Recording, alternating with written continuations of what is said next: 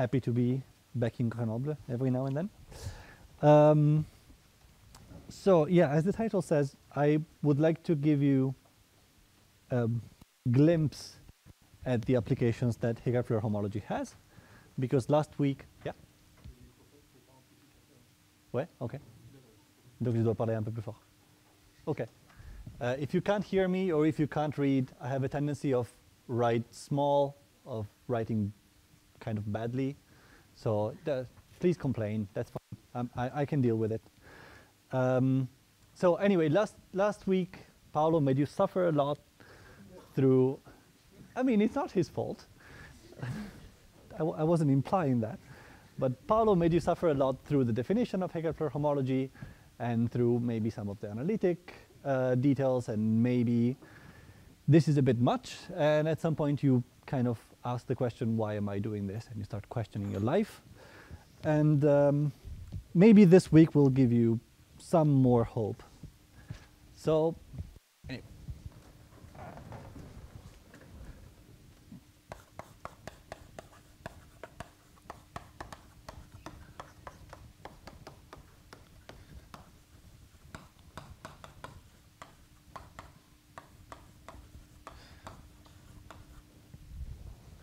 So last week we saw that Orzsbát and Szabo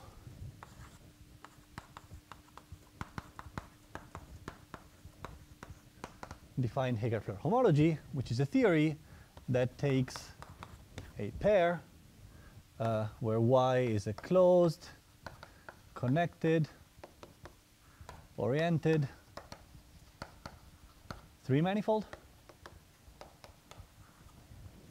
and T is a spin C structure,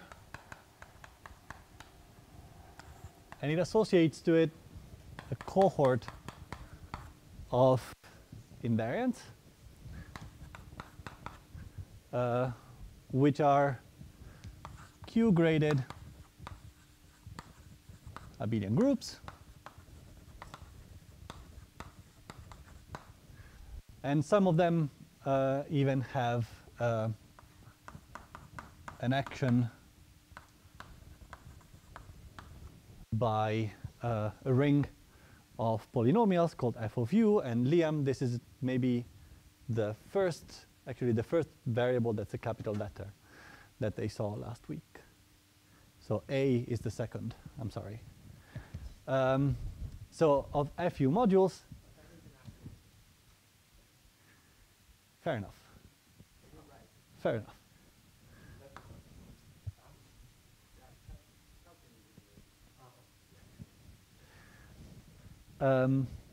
Of FU modules, and it associates to a cobordism. So this is a cobordism. Yeah. I'm sorry, but it's my problem. But I can't see 4 things within so it's Q-graded only when the short class. You're absolutely right. Yes. For C1T torsion. Thank you, Paolo. You're absolutely right.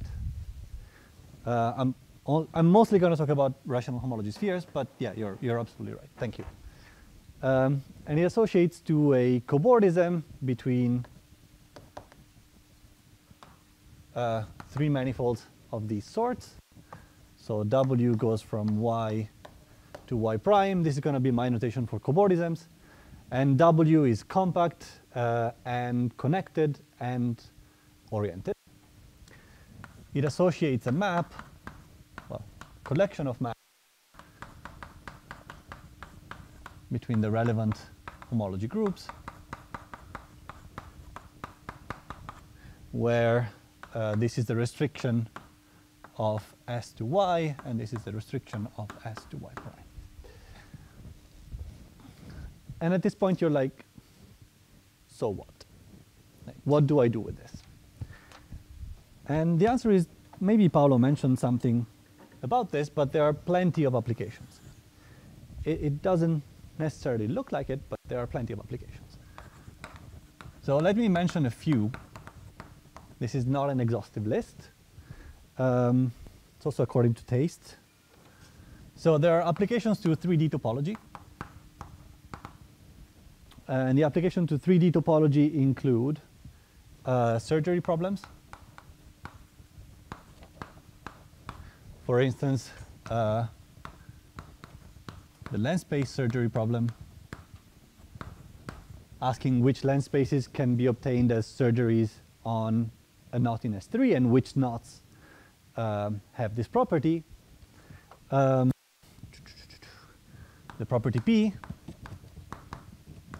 and maybe the property R, asking which knots can yield S3 as a surgery. And well, something about knot detection, but maybe I'll talk about that a bit later. And something about surgery numbers. So given a 3 manifolds, can I say if it's a surgery on a knot, or maybe a surgery on a 2-component link? And you can have some information from Heegaard-Floer homology. And you can also use it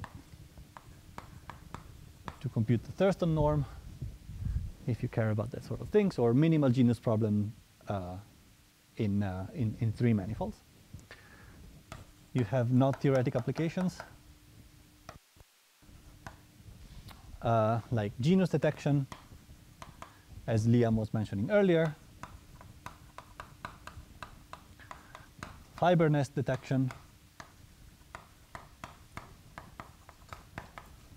and if you care about this, ask Paolo.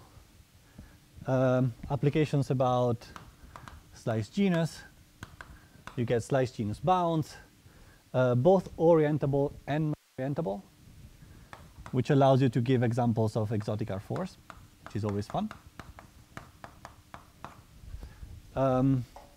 And more generally, you get concordance invariance out of not-Floer homology. You have 3.5 dimensional topology, which is what people like to call when you study 3 manifolds and cobordisms between them. Well, duh.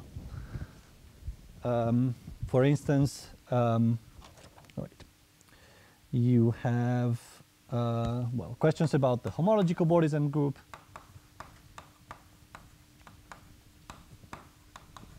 question about embedding 3 manifolds into 4 manifolds, and questions about negative definite fillings, or definite fillings of 3 manifolds. You have more purely 4-dimensional applications, like Donaldson diagonalization theorem, or the Thom conjecture, or more generally, you get invariance of closed 4 manifolds.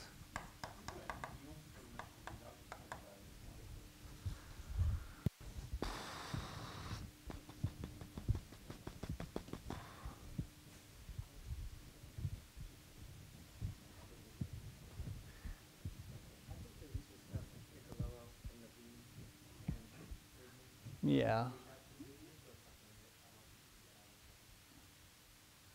I mean, I guess technically whatever you get out of Heegaard-Floer, you can get out of Seiberg-Witten. So in principle, you can go back and reverse engineer what they did in Seiberg-Witten, maybe.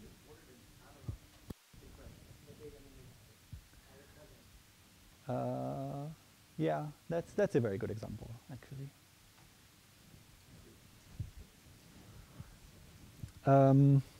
You have contact and symplectic stuff.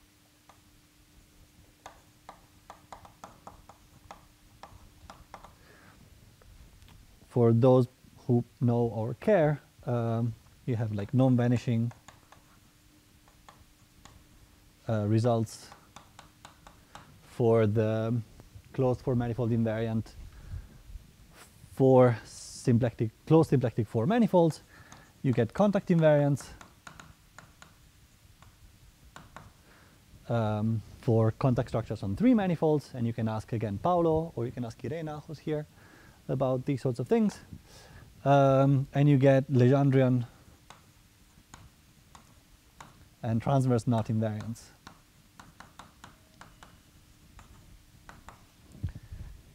And more recently, other stuff. Let me see. You have connections to singularity theory.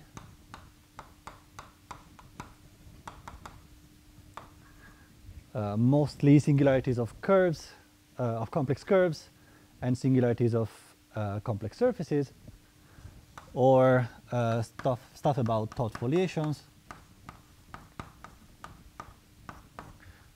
and properties of the fundamental group. And you can ask Liam about this, for instance, about the famous L-space conjecture, if you've heard about it. So I think that any tool, any gadget that allows you to say meaningful and interesting things about so many problems is kind of worth thinking about. And I will not talk about all of these. This would take maybe a 2-semester course. But the focus that I will have is the stuff that maybe I like the most is here.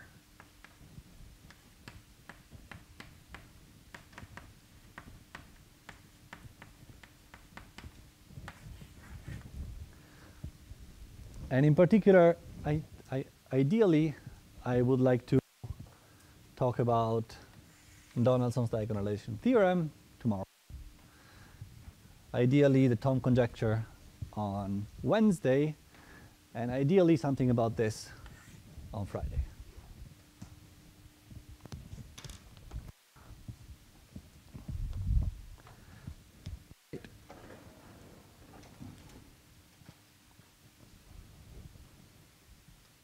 Any questions so far?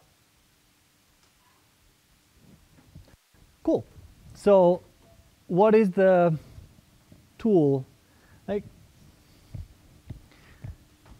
there's way too much information here. This is a big object. It has many variants.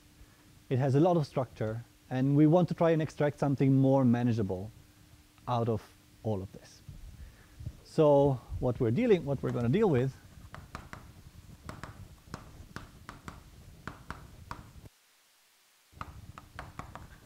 is what are called correction terms, or D invariants,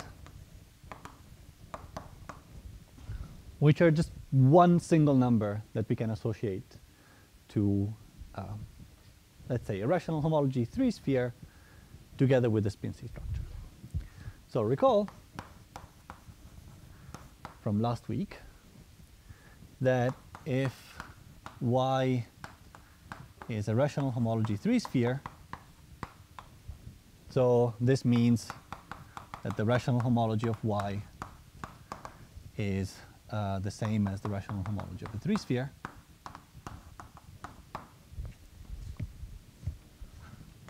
Then Paolo might or might have not mentioned, but I hope he has, that the infinity flavor of Heegaard-Floer homology is rather dull. You didn't even mention that. Okay. So fact, which I encourage you to accept as a black box. I've looked up the proof. Paolo said he didn't do it because, well, I know he didn't prove it because the proof is rather technical. There's one step that I don't understand, but okay. I don't understand the proof at all. Okay. There's one step that. Anyway, this is just one single tower. Have you talked about towers, Paolo? I was, well, not in terms of that, but I said that, first of all, I did the completed version because we want to deal with the strong admissibility. Okay. And I said that this is a FU minus 1 module complete on the green side. Okay. So that's equivalent to talk about the tower. I Yeah, sure. Just to know the terminology. So I will not do the completed thing because I'm old-fashioned.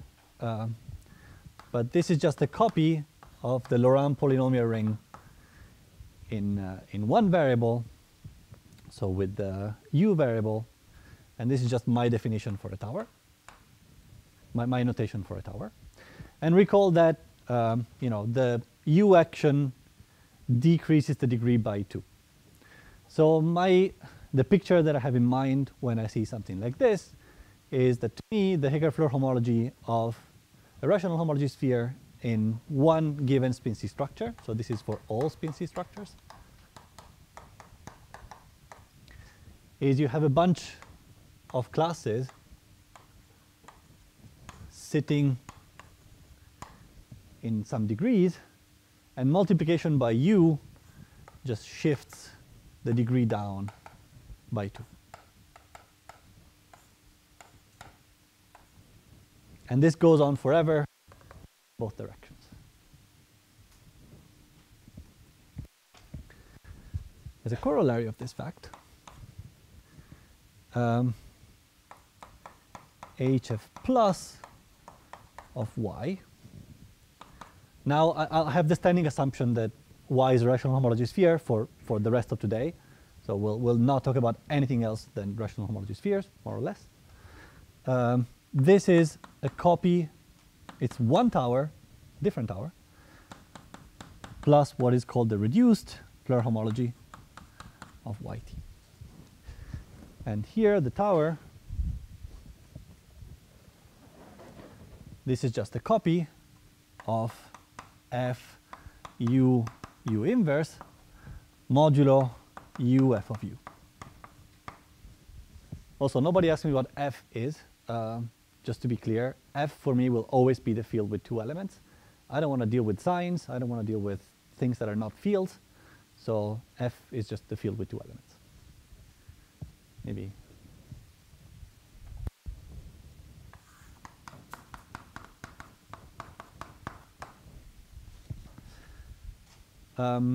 So this is t.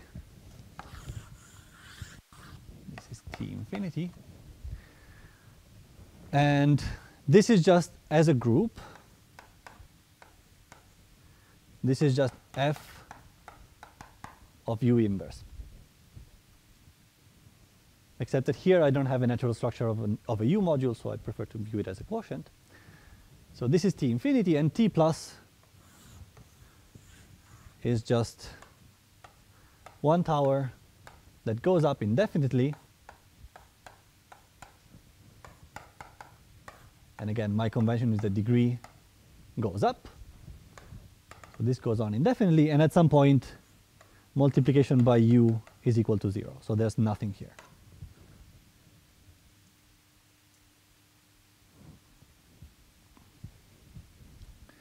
And also let me remark, not particularly important, but Paolo doesn't like to have false things stated on the blackboard. I don't like that either.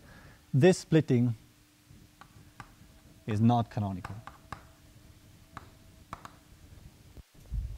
This is pretty much the same problem that you have when you have the universal coefficient theorem for homology or cohomology. You have a splitting, but that splitting is not canonical between the free part and the torsion part. This is the same kind of issue.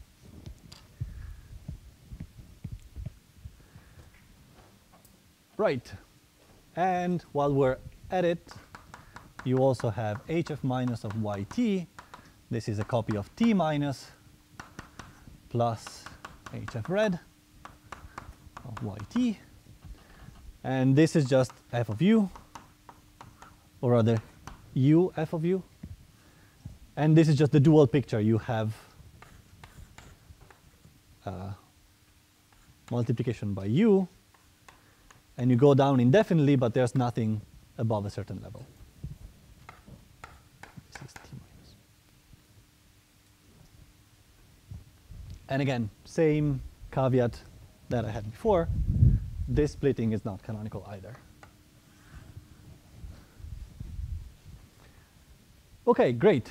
So we have something that looks boring and something that looks interesting. We want to extract something interesting, so we kindly Well, we obviously, we look at the boric part.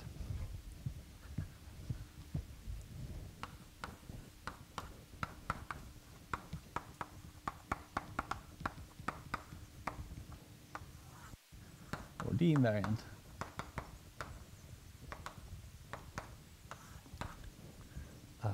of yt is defined as the degree of the bottom part of t plus inside hf plus of yt. And I just told you that that splitting is not canonical. So this, strictly speaking, should not make any sense, except that the t plus part is canonical. And we're going to see a maybe better definition now. So maybe remark definition, I'm not sure. Remark. If we look at the long exact sequence that connects hf minus yt hf infinity of yt to hf plus of yt, and then goes back, then what we have, keep that picture up there in mind of the tower that goes up indefinitely, and you have multiplication by u.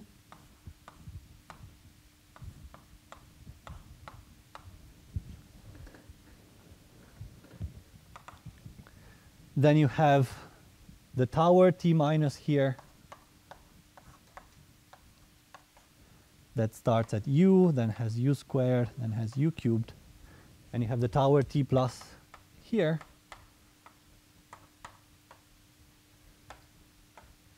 Multiplication by u, multiplication by u.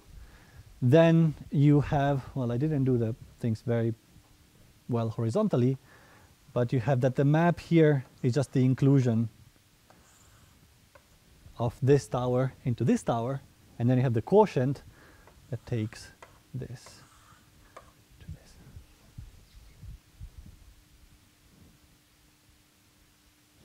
So if you ignore the reduced part, where the reduced part is going to be mapped isomorphically sort of from here to here.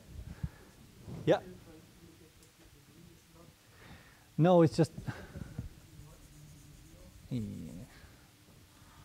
Just that I didn't do my drawing very carefully. But no, these maps are degree 0. So the tower in T in HF plus, I can define as the image of HF infinity into HF plus. So this is actually a well-defined submodule of HF plus.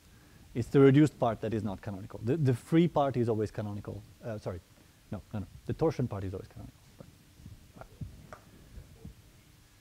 Yeah, I know. That's why I corrected myself. In here, the torsion part is canonical. The free part is not canonical.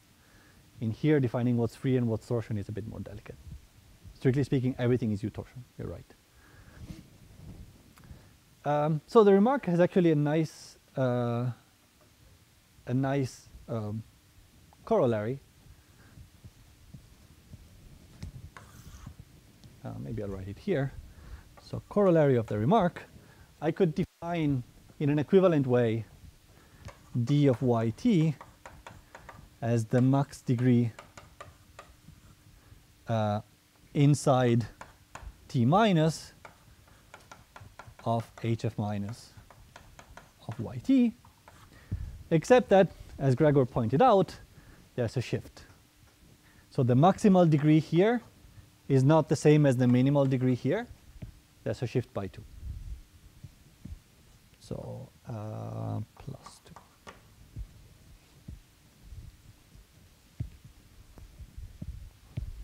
So just to see whether I understood this, so HF plus is this tower, and the bottom part is the only guy that's infinitely divisible by you. Is that right? Yes, in a way, yes. So I know Yeah. who he is. Yeah, yeah. Because all the other guys, Well, actually, every other guy here is infinitely divisible by you. There's one guy which is sort of more divisible by you. no. I mean, also this guy is in the image of u to the power k for every k. I guess this is what you mean by being infinitely divisible. But what I mean is that the thought, I mean, the other part, they are not Yeah, absolutely right. we actually didn't discuss this in Paul's lectures, but I sort of understood this. Yeah, there's a part, that's the HF red part, which is not in the image of u to the power k for any k. For sufficiently large k, sorry. And that part is not in the image of this map, because here everything is infinitely divisible. And that part is mapped to the corresponding part in here by the boundary map of the exact triangle, of the long exact sequence.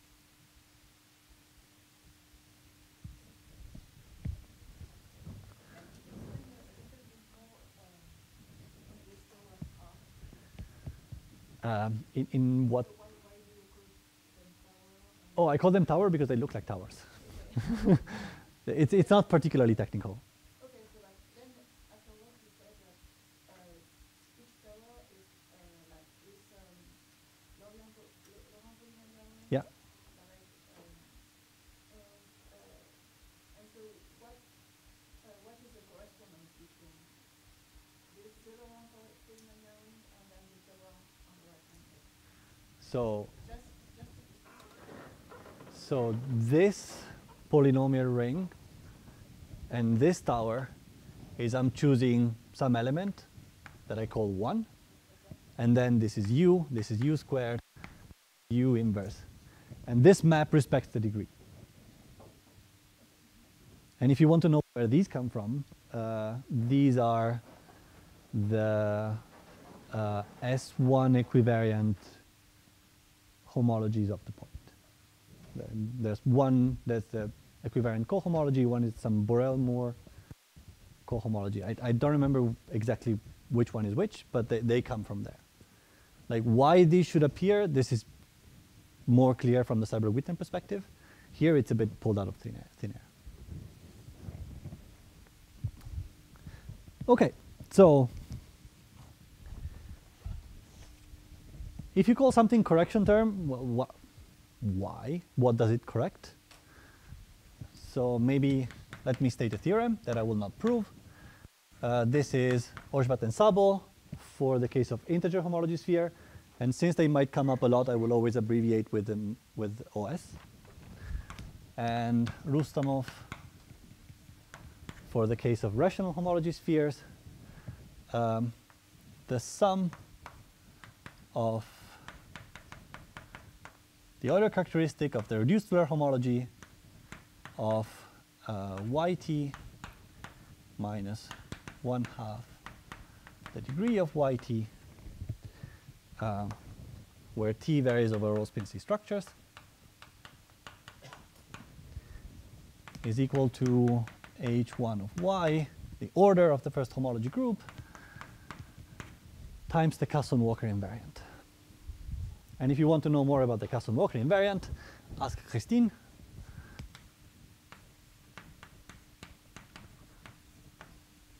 I'm not going to define it, but I'm just going to say that it counts certain SU2 representations of the fundamental group.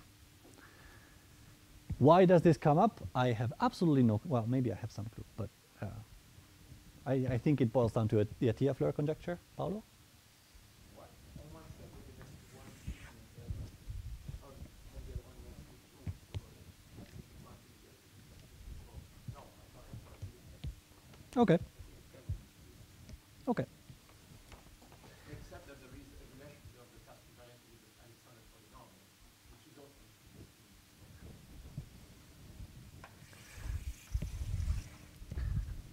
So anyway, I'm not going to say anything. I just wanted to mention why they're called correction terms, because otherwise it's a rather mysterious term.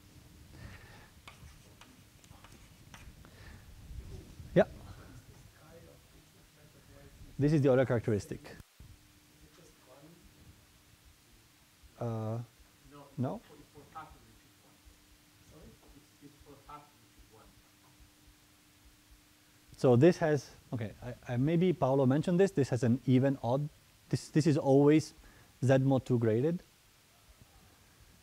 And so it makes sense to talk about the Euler characteristic, even though technically speaking this is Q graded and you don't know what to make of the degree in that case.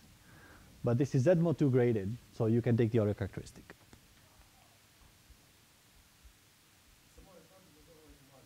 This is for hat. This is for hat. Yeah. As you proved in MATMAL. Great. So let me state properties. So the properties that I want to state are two for the moment. If I have,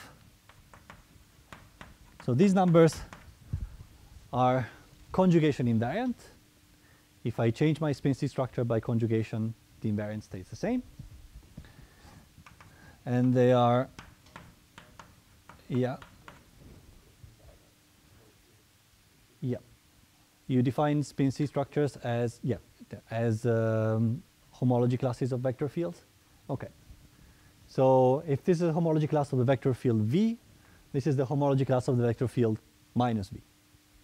You have sort of an obvious involution on the space of vector fields, which is just negating the vector field. And this is what conjugation does for you. Thank you, Paolo. And if you change the orientation, well, you still have a vector field. You just change the orientation. So this still makes sense.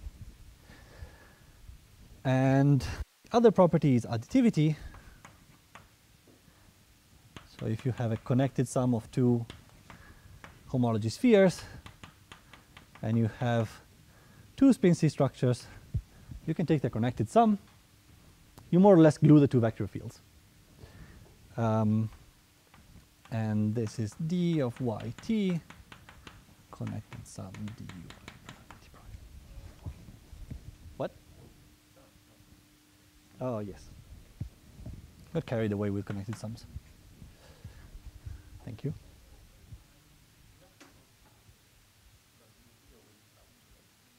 Well, it's kind of true.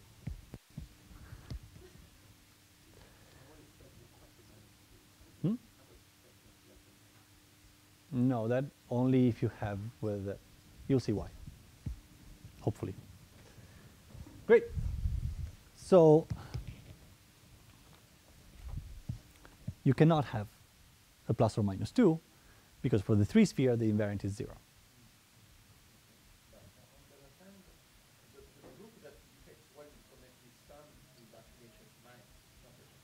True, but there's a degree shift. Because that tower is u f of u and not f of u. So when you tensor u f of u and u f of u, you get u squared f of u, so you get to degree shift by 2.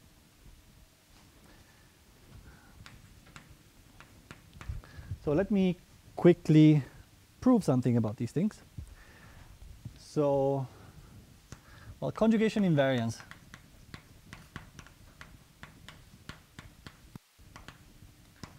is sort of for free in the sense that Paolo hasn't told you, but this is true, that the homology groups are symmetric. I know. I know. So actually the homology groups are the same. This is a rather formal thing. As far as I recall, you don't need to, you get it almost for free. You just play with the Heegaard diagrams, you flip, I think, the orientation of the surface and the roles of the alpha and beta curves, and you get the same groups and the same counts. The only thing that changes is the sign of the spin of the vector field. But this is rather fast. This is just to say that this is formal. And formal plus the fact that the same thing, the same observation holds for conjugation of spin C structures on 4 manifolds, in which case the conjugation is just taking the almost complex structure J and defining it as minus J. This is also an almost complex structure. And restriction maps work nicely. So if you conjugate and restrict and conjugate, then you get the same spin C structure on the 3 manifold. So this is formal and easy. For orientation reversal,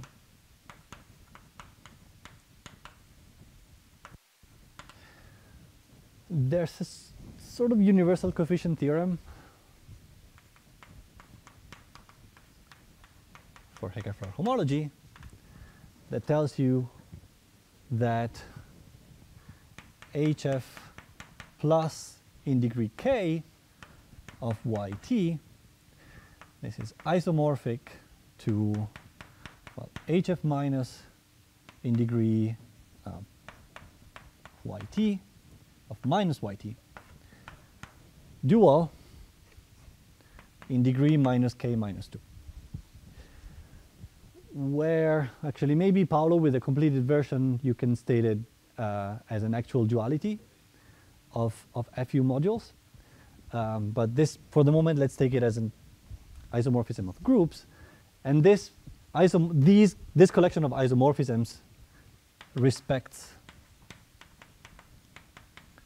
the U module structure. I don't want to go into details about what this means, but morally this means that it takes a tower, takes the tower on the left to the dual of a tower on the right.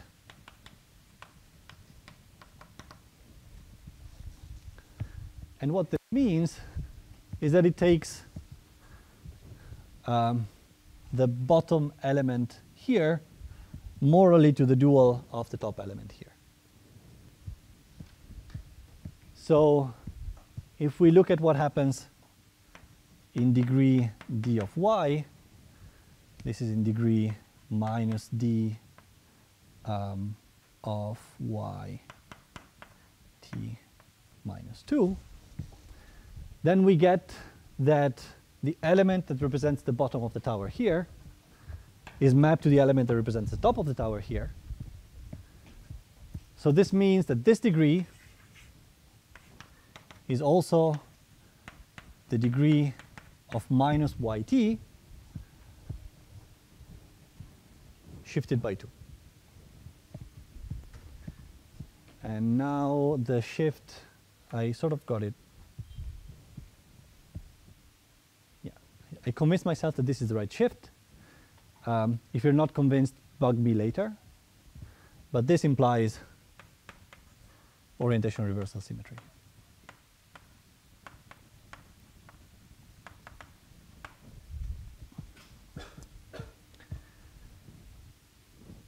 For the additivity,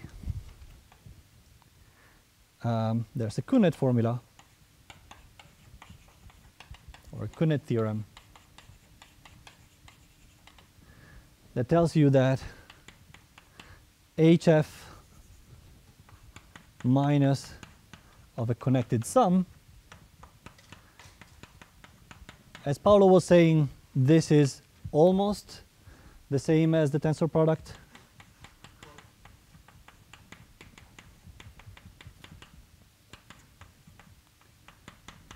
of the two groups over f of u, except that there's a shift in degree by 2. This is just shift in degree.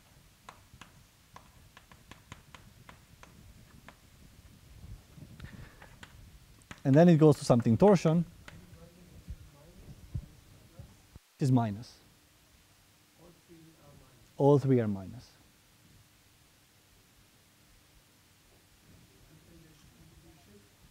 Is by 2. These are square brackets.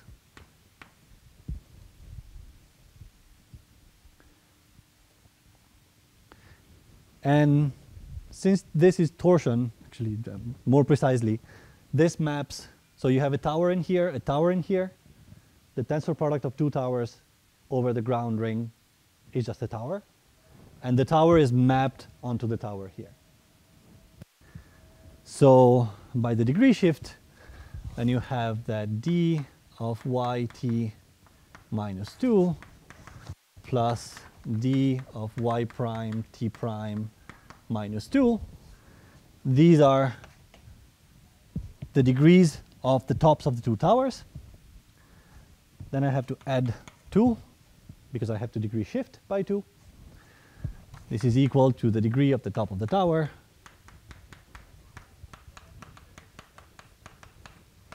minus 2. And miraculously, all the 2's simplify.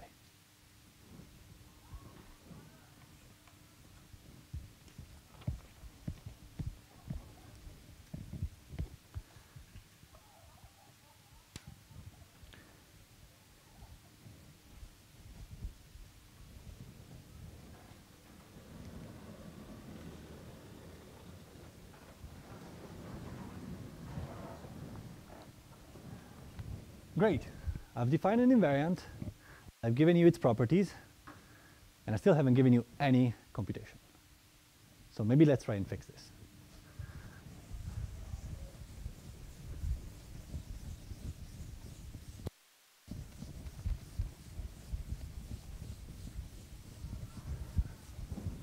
Anna, what's your favorite three manifold?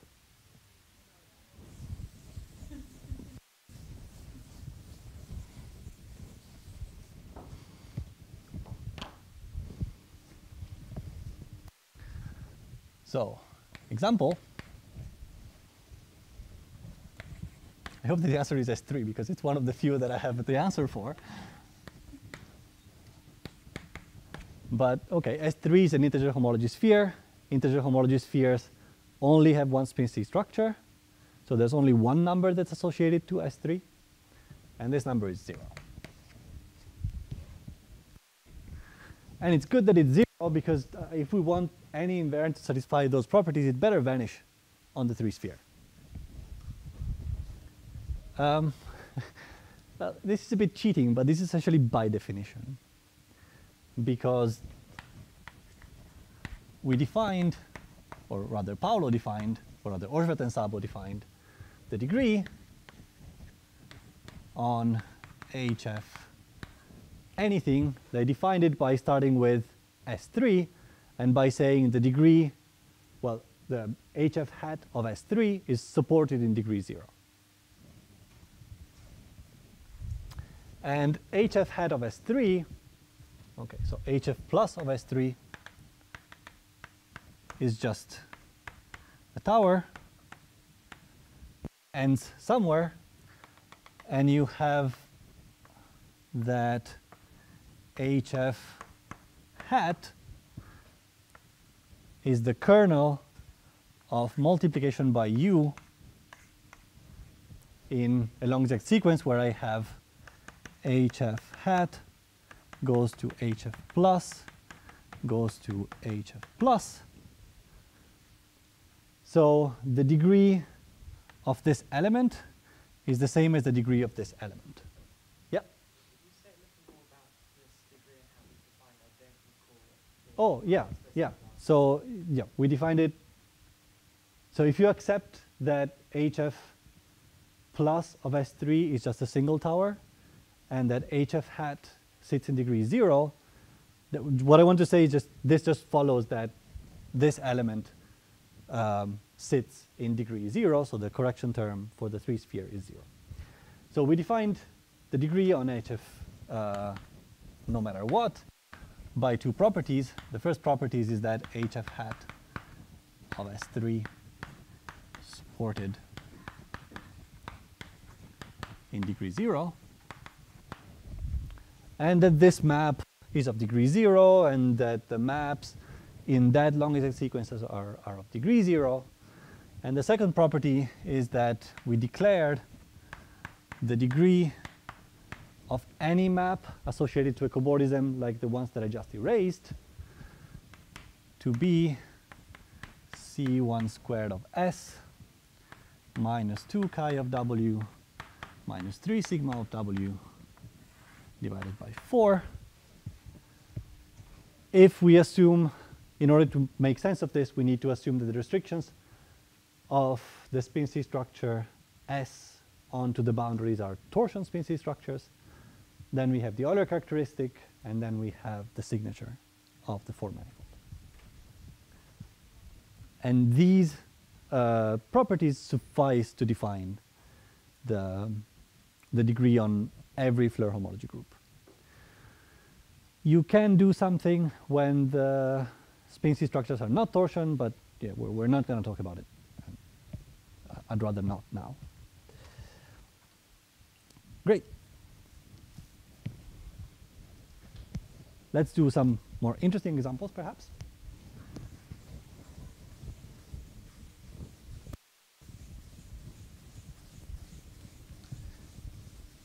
Anna, what's your second favorite three manifold? Hmm?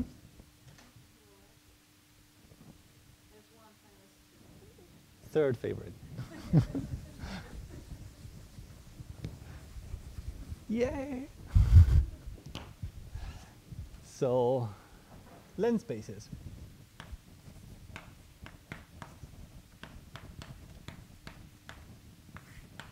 So Paolo said he defined them last week. Let me recall that LPQ, this is the lens space LPQ. This is, it's fine. This is S3 modulo the action of the cyclic group that I view concretely as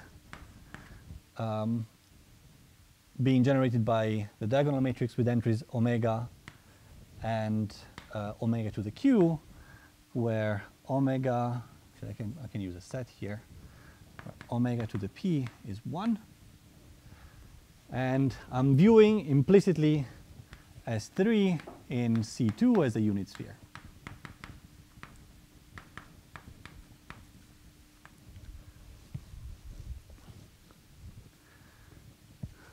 Equivalently, this is diffeomorphic to minus p over q surgery along the unknot. So this is not an integer surgery as the ones that Paolo used last week. This is a Dane filling or a Dane surgery. This means that I'm taking the unknot, well, I'm taking any knot, a over b of k.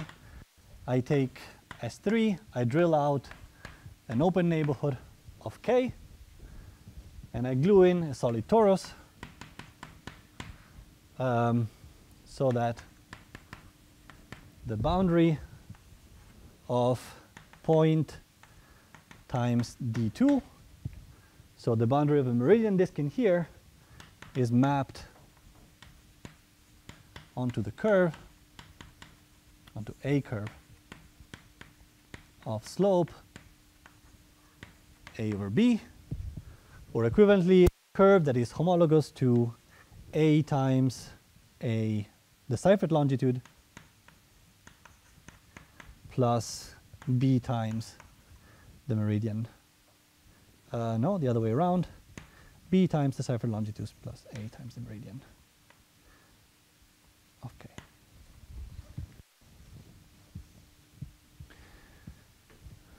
Really, really, really, really annoying thing.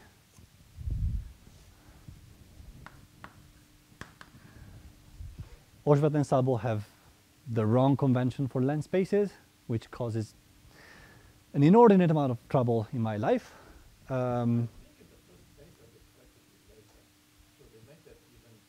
Switched. So in the absolutely graded paper, which is where most of the things that I'm talking about come from, they definitely use the wrong convention. Thank God, but it was too late. So, I mean, if you spend time on this, so what is the orientation? I mean, what is the sign of intersection? I don't know this is. The orientation of the boundary, orientation of the solid torus. This orientation. This orientation. And what's the conventions for lambda dot u? This orientation. Right-hand rule. If you orient your knot, then the meridian is oriented so that your hands, your fingers curl in the direction of the meridian. The longitude is oriented because you have an isomorphism. This retracts onto the knot. So once you orient the knot, you have an orientation for the longitude. And the other one you orient so that you satisfy the right-hand rule. So longitude times dot the meridian is equal to what? Well, it depends on which orientation you put on the torus. You can orient the torus as the boundary of the neighborhood or as the boundary of the complement. But in this game you have made a choice. So No. what's the choice? I had not made a choice. I'm giving you two curves on an unoriented surface, and I'm telling you their orientation. I have not made a choice of orientation of the boundary of neighborhood of K. I have made a choice of the boundary of the orientation of K, but whether I choose one orientation or the other, both these signs are reversed, so the curve as an unoriented curve stays the same. And this is all I care about when I do the gluing.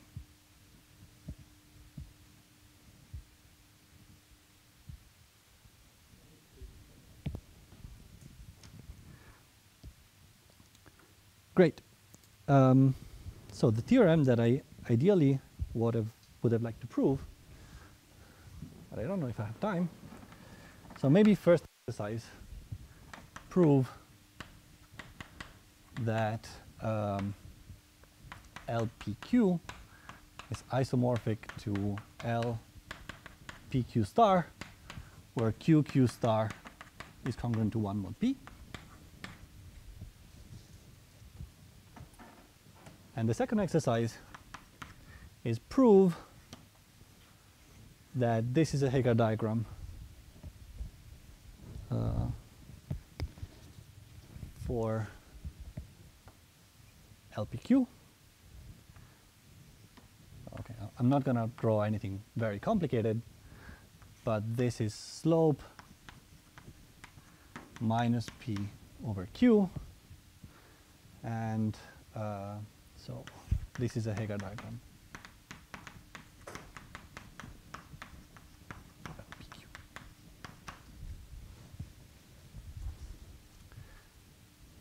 Convention that Paolo, I'm sure, has impressed upon you: red is alpha, blue is beta.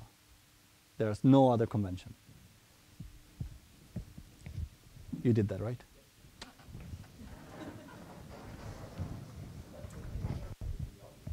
What?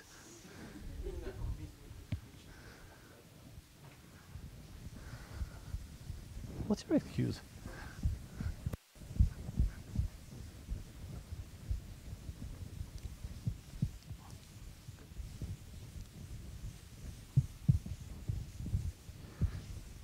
So there's a labeling of generators. So let me put a base point maybe somewhere here. There's an ordering of spin C structures, or an ordering of generators. But Paolo told you perhaps, or maybe it was in the exercises, that actually, see the generators here. This is a genus 1 Heegaard diagram. So generators points between. So here we see 3 generators. They sit in 3 different spin C structures. There are no differentials. This is the simplest possible scenario. And I have a way of labeling them by just running in the same order, and the base point tell me where to start. So I start sort of right after the base point. Anyway, I have a way of ordering things, and the theorem is that there's a recursion for computing correction terms of length spaces. That is d of LPQ in the spin C structure I. This is, let me get the sign right. I don't trust myself. Minus.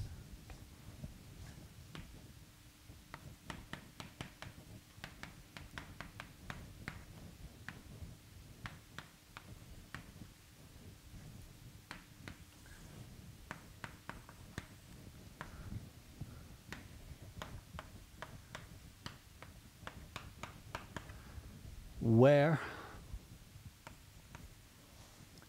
R is the reduction of P mod Q, and J is the reduction of I mod Q. Or I could do things cyclically, and I wouldn't have to care. If any of you is into Dedekind-Rademacher sums, which I guess nobody, but this is similar to, well, this is related to some questions about Dedekind-Rademacher sums. I won't say anything more about that. And since I have, well, thanks to Liam, I have minus 3 minutes. But yeah. I mean, they are thanking you for sure, but. So let me just briefly sketch the proof. Like very, very briefly. What is this description I? This is the one generator is labeled by I here. I is not the imaginary unit. I is an integer. But I mean, how do you know which one is 1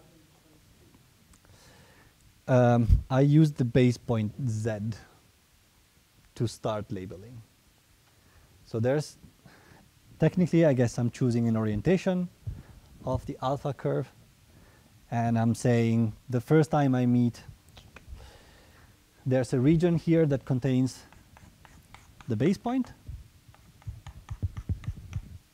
And this region has one corner that is first red, then blue, that lies here. And I'm saying that this is 0, and then this is 1, and this is 2. So technically, I guess the only thing that I need is an orientation of the alpha curve. Hmm? I know, you can choose an orientation. That should be conjugation. Yeah. Yeah. J is that. J is the reduction Of is I, Q mod I. I modulo Q. Yeah. I want J to be a number between 0 and Q. Well, 0 and Q minus 1. So I want to reduce it modulo Q. Thanks. So proof sketch. Yeah. How is, sorry, I is the reduction of Q mod Q. I is the reduction of, no. R, this is an R. Sorry. Yeah, I have a problem. My R's and my 2's are the same. It's the first time that somebody asked me that my R and my yeah.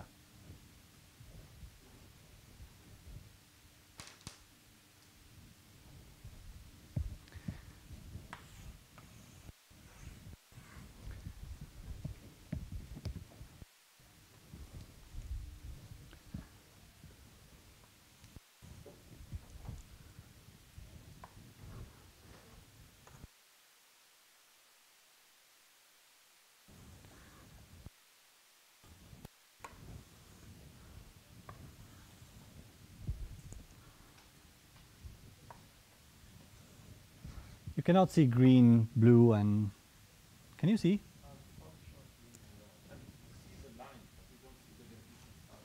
Oh crap. Okay. This is beta, this is gamma, and this is alpha. So this is a triple Heegaard diagram. Oh, maybe I wrote it too small.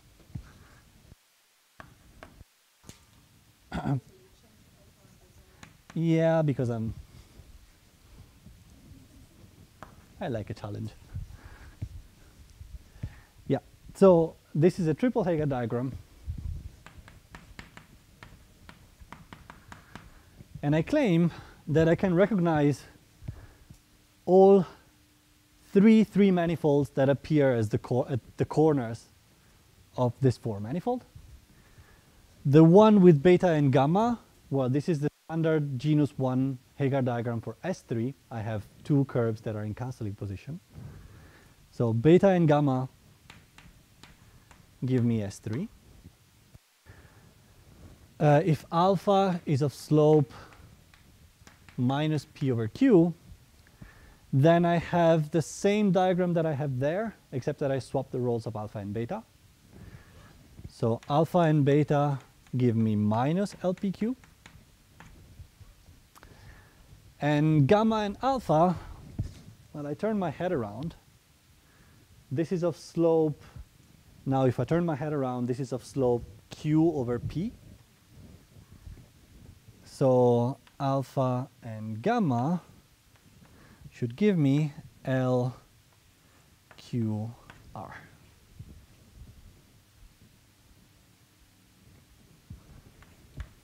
Exercise.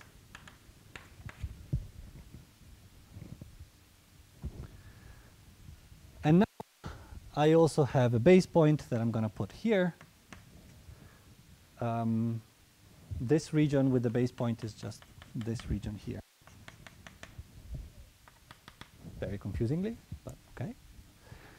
So I have an ordering of the spin C structures. I have my 0 here, my 1 spin C structure here, my 2 spin C structure here. And likewise, I have a 0 and a 1 here. And I want to do a triangle count here. And I don't have time to do triangle count, but let me just say that we see a lot of triangles in this picture. We see a lot of triangles that want to be holomorphic triangles. We see a small one here. This is a triangle, and it has the sides in the correct order. We have this slightly larger triangle that goes from 1 to 1, but also we have this larger triangle that goes all the way up here, whose domain sort of wraps up and comes all the way up here. And we have another triangle that goes even farther away. And we have another one that sort of ends here. And all these triangles avoid the region with the base point, and they're all genuine triangles. So these triangles, as Paolo might or might not have told you, these triangles actually contribute to, each of them contributes to 1 as holomorphic curve counts. Great. And each of them connects, well, it connects 0 to 0, 1 to 1, 2, it connects to 0, and 0 is the reduction modulo 2 of 2. And then it connects 3 with 1, which is the reduction of 3 modulo 2. And here we have a length space with p equal 2, and here we have a length space with p equal 3. And now these triangle counts tell you, oh, look, there's a triangle count that takes 0 to 0, and it's the only thing that takes 0 to 0. And now I want to say, well, what is the degree shift that this triangle count gives me? And to do that, I need to identify in here a generator of the set of triply periodic domains that Paolo maybe talked about that correspond to generators of H2 of the 4 manifold that we have here. And I have to compute the first Chern class of each of these triangles. Yeah, you didn't the formula, and I was planning on explaining this in more detail, but I sort of ran out of time. Thanks, Diam. And maybe we can discuss it a bit in the exercise session. But just to give you the gist, this is a very, very concrete Heegaard diagram. Genus 1, everything is in plain sight. You can count triangles. You can really enumerate the triangles that appear here.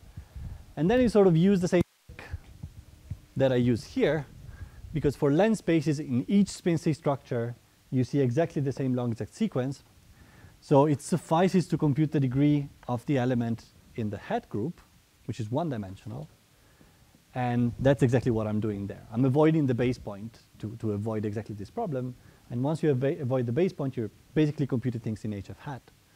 And you compute degree shift, and you just crunch the numbers, and you get that number up there. And let me stop here.